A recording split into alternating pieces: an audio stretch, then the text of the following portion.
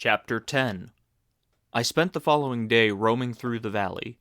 I stood beside the sources of the Aveyron, which take their rise in a glacier that with slow pace is advancing down from the summit of the hills to barricade the valley. The abrupt sides of the vast mountains were before me. The icy wall of the glacier overhung me. A few shattered pines were scattered around, and the solemn silence of this glorious presence chamber of imperial nature was broken only by the brawling waves or the fall of some vast fragment. The thunder sound of the avalanche or the cracking reverberated along the mountains of the accumulated ice, which, through the silent working of immutable laws, was ever and anon rent and torn, as if it had been but a plaything in their hands. These sublime and magnificent scenes afforded me the greatest consolation that I was capable of receiving.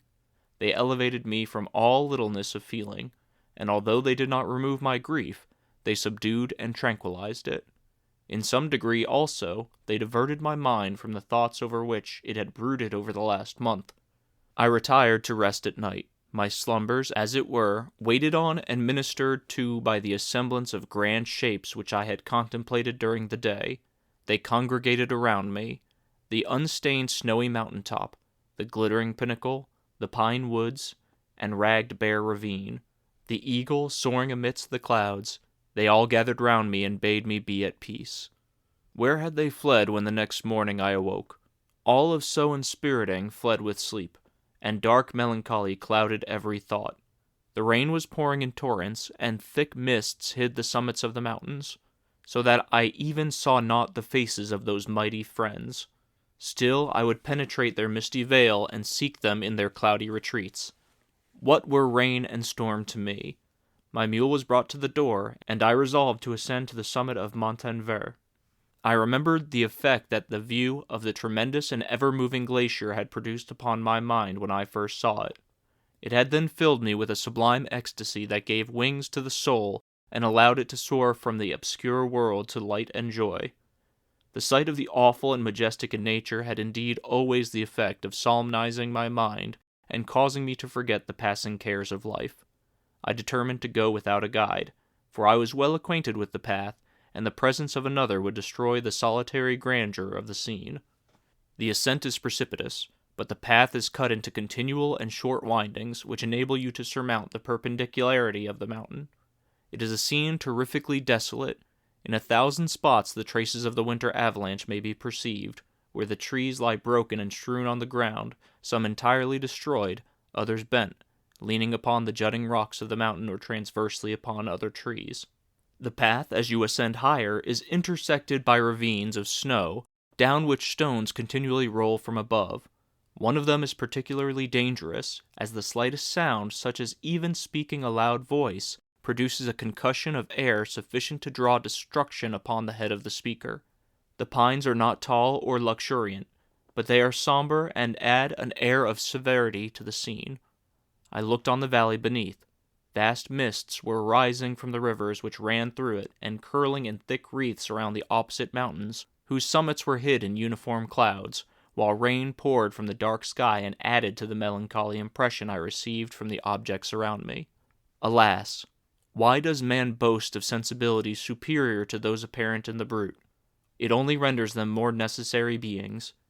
If our impulses were confined to hunger, thirst, and desire, we might be nearly free. But now we are moved by every wind that blows, and a chance word or scene that word may convey to us. We rest. A dream has power to poison sleep. We rise when wandering thought pollutes the day. We feel, conceive, or reason, laugh or weep, embrace fond woe, or cast our cares away. It is the same, for, be it joy or sorrow, the paths of its departure still is free. Man's yesterday may never be like his morrow. Naught may endure but mutability. It was nearly noon when I arrived at the top of the ascent. For some time I sat upon the rock that overlooks the sea of ice. A mist covered both that and the surrounding mountains. Presently a breeze dissipated the cloud, and I descended upon the glacier. The surface is very uneven, rising like the waves of a troubled sea, descending low, and interspersed with rifts that sink deep. The field of ice is almost a league in width, but I spend nearly 2 hours in crossing it. The opposite mountain is a bare perpendicular rock. From the side where I now stood, Montevert was exactly opposite, at the distance of a league, and above it rose Mount Blanc in awful majesty. I remained in a recess of the rock, gazing on this wonderful and stupendous scene. The sea, or rather the vast river of ice, wound among its dependent mountains, whose aerial summits hung over its recesses. Their icy and glittering peaks shone in the sunlight over the clouds. My heart, which was before sorrowful, now swelled with something like joy. I exclaimed, "Wandering spirits, if indeed ye wander and do not rest in your narrow beds, allow me this faint happiness, or take me as your companion away from the joys of life."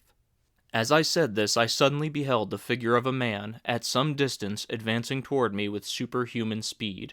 He bounded over the crevices in the ice, among which I had walked with caution. His stature also, as he approached, seemed to exceed that of man. I was troubled. A mist came over my eyes, and I felt a faintness seize me, but I was quickly restored by the cold gale of the mountains. I perceived, as the shape came nearer, slight, tremendous, and abhorred, that it was the wretch whom I had created. I trembled with rage and horror, resolving to wait his approach and then close with him in mortal combat. He approached. His countenance bespoke bitter anguish combined with disdain and malignity, while its unearthly ugliness rendered it almost too horrible for human eyes. But I scarcely observed this. Rage and hatred had at first deprived me of utterance, and I recovered only to overwhelm him with words expressive of furious detestation and contempt. "Devil," I exclaimed, "do you dare approach me, and do you not fear the fierce vengeance of my arm erect upon your miserable head? Begone, vile insect, or rather stay, that I may trample you to dust. And oh, that I could, with the extinction of your miserable existence, restore those victims whom you have so diabolically murdered." "I expected this reception," said the demon. "All men hate the wretched. How, then, must I be hated, who am miserable beyond all living things? Yet you, my Creator, detest and spurn me, thy creature, to whom thou art bound by ties only dissolvable by the annihilation of one of us. You purpose to kill me. How dare you sport thus with life? Do your duty toward me, and I will do mine towards you and the rest of mankind. If you will comply with my conditions, I will leave them and you at peace. But if you refuse, I will glut the maw of death, until it be satiated with the blood of your remaining friends." Abhorred monster, fiend that thou art, the tortures of hell are too mild a vengeance for thy crimes. Wretched devil, you reproach me with your creation. Come on, then, that I may extinguish the spark which I so negligently bestowed. My rage was without bounds. I sprang on him, impelled by all the feelings which can arm one being against the existence of another. He easily eluded me, and said, "Be calm. I entreat you to hear me before you give vent to your hatred on my devoted head. Have I not suffered enough that you seek to increase my misery? Life, although it may only be an accumulation of anguish, is dear to me, and I will defend it. Remember, thou hast made me more powerful than thyself. My height is superior to thine, my joints are supple, but I will not be tempted to set myself in opposition to thee. I am thy creature, and I will be even mild and docile to my natural lord and king if thou wilt also perform thy part, which thou owest me. O Frankenstein, be not equitable to every other and trample upon me alone, to whom thy justice and even thy clemency and affection is most due. Remember that I am thy creature. I ought to be thy Adam, but I am rather the fallen angel whom thou drivest from joy for no misdeed. Everywhere I see bliss, from which I alone am irrevocably excluded.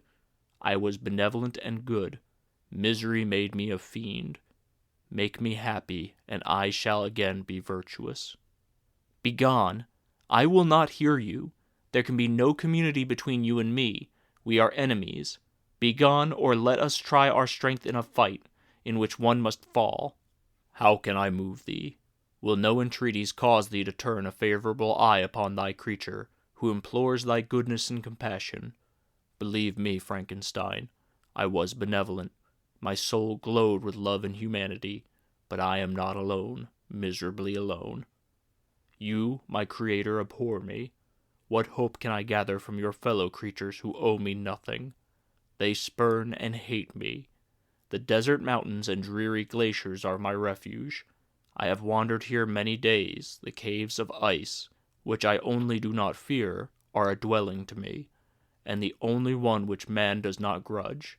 These bleak skies I hail, for they are kinder to me than your fellow beings. If the multitude of mankind knew of my existence, they would do as you do, and arm themselves for my destruction. Shall I not then hate them who abhor me? I will keep no terms with my enemies. I am miserable, and they shall share my wretchedness. Yet it is in your power to recompensate me, and deliver them from an evil which it only remains for you to make so great, that not only you and your family, but thousands of others shall be swallowed up in the whirlwinds of its rage.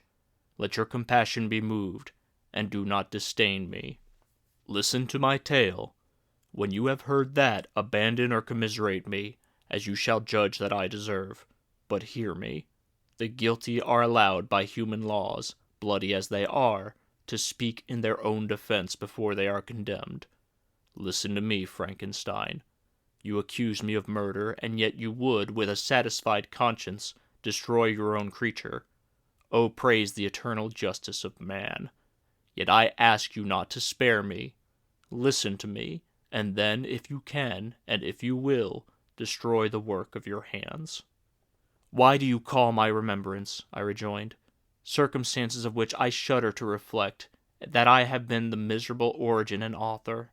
Cursed be the day, abhorred devil, in which you first saw light. Cursed, although I curse myself, be the hands that formed you. You have made me wretched beyond expression. You have left me no power to consider whether I am just to you or not. Begone. Relieve me from the sight of your detested form. Thus I relieve thee, my creator, he said, and placed his hated hands before my eyes, which I flung from me with violence. Thus I take from thee a sight which you abhor. Still thou canst listen to me and grant me thy compassion. By the virtues that I once possessed, I demand this from you. Hear my tale. It is long and strange, and the temperature of this place is not fitting to your fine sensations. Come to the hut upon the mountain. The sun is yet high in the heavens, before it descends to hide itself behind your snowy precipices and illuminate another world. You will have heard my story and can decide. On you it rests, whether I quit forever the neighborhood of man and lead a harmless life, or become the scourge of your fellow creatures and the author of your own speedy ruin. As he said this, he led the way across the ice. I followed.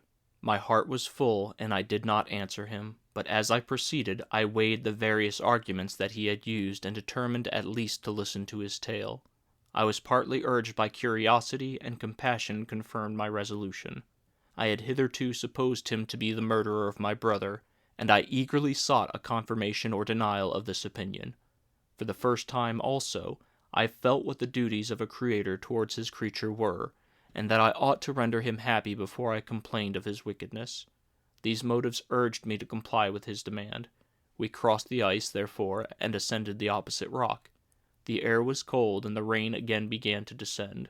We entered the hut, the fiend with an air of exultation, I with a heavy heart and depressed spirits. But I consented to listen, and seating myself by the fire which my odious companion had lighted, he thus began his tale.